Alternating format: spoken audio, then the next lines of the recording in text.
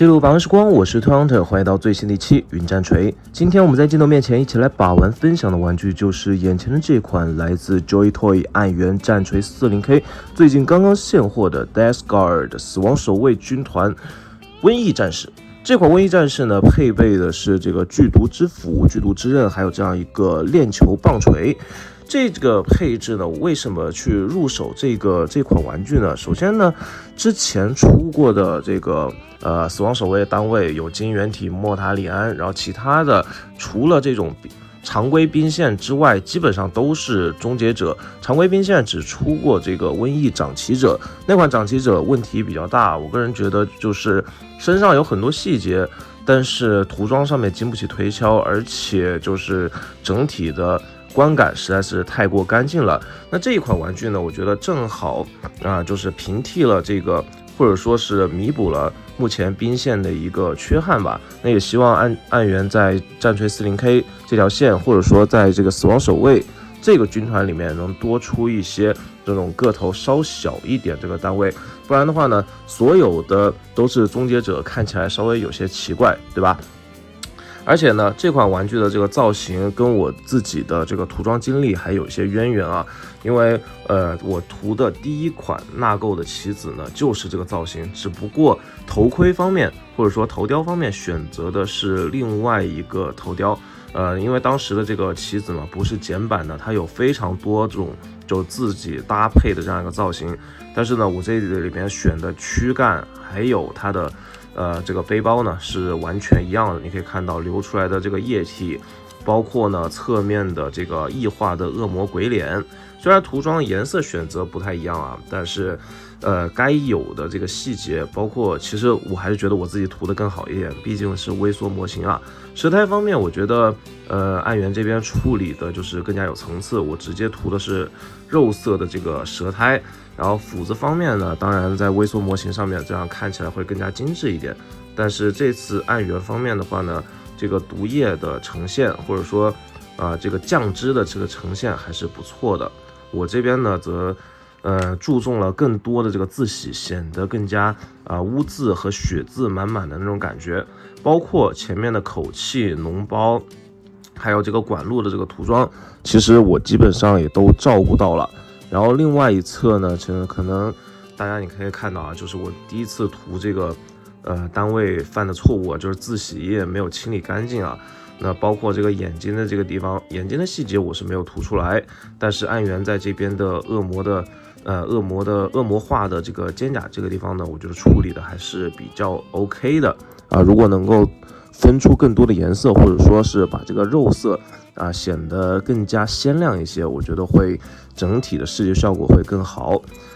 接下来我们就来具体的玩一下这款玩具啊，因为身上的细节都看得差不多了。头雕方面360的旋转没有问题，胸腰关节呢，因为这个嘴巴的这个造型呢，可以做这种大开大合，还是比较有意思啊，好像在张嘴咬人一样。左右侧腰呢也没有什么干涉。那你要说问题的话呢，我只是会觉得这款纳垢瘟疫勇士实在是有点太瘦了，看起来不像是很强壮，或者说不像是很浮肿的样子。那毕竟棋子呢，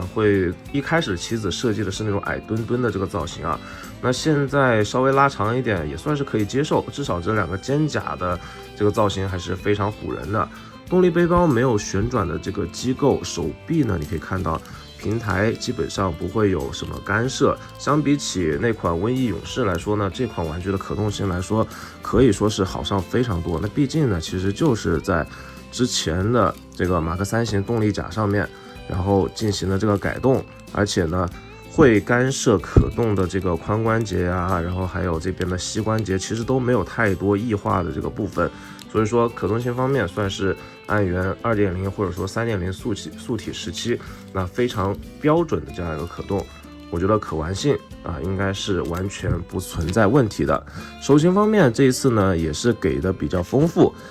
加上默认的握拳实心手型的话呢，一共是再给了3对，总共是8支手型。那这边的话呢，因为它都是冷兵器所以我是觉得握枪手型没什么太大用处，但是呢它可以跟其他的这个瘟疫战士或者说其他的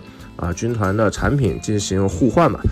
所以我觉得反正给出来这些手型总归是有用的。我们就现在替换上这个握持手型，它这近战兵器还是给的比较帅气的。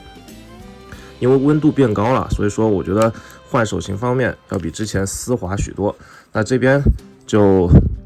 跟着这个本身的设定，一手持斧，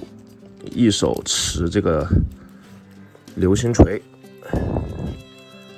其实这个武器到底应该叫什么，我也不好说啊。反正持流星锤，反正双持的这样一个造型，看起来非常的霸气。然后这边的这个匕首呢，其实它是可以这样缠绕起来的，然后就这样挂载在自己的腰间，用这个触手去缠绕，还是非常有创意的这个亵渎造型啊。其他的地方呢，包括这边的这个背包，或者说小挂包，都有一定程度的勾边，整体来说是非常精致好看的。把这个造型摆好，这边的斧头做一个劈挥砍的这个动作，然后眼睛看前面。这个造型呢，再加上这个配色呢，甚至都有一些就是机动战士里面扎古的感觉了，绿扎古的感觉。整体的这个效果还是非常不错的。那我们现在让它稍微立正一下，做一下身高上面的对比。目前这一波玩具啊，就出了2个瘟疫战士的基本单位，所以说呢，我觉得还是不太够玩啊。后续的如果有其他的这个瘟疫战士新品的话，我还是会更多加关注一些。你可以看到身高方面，其实跟这个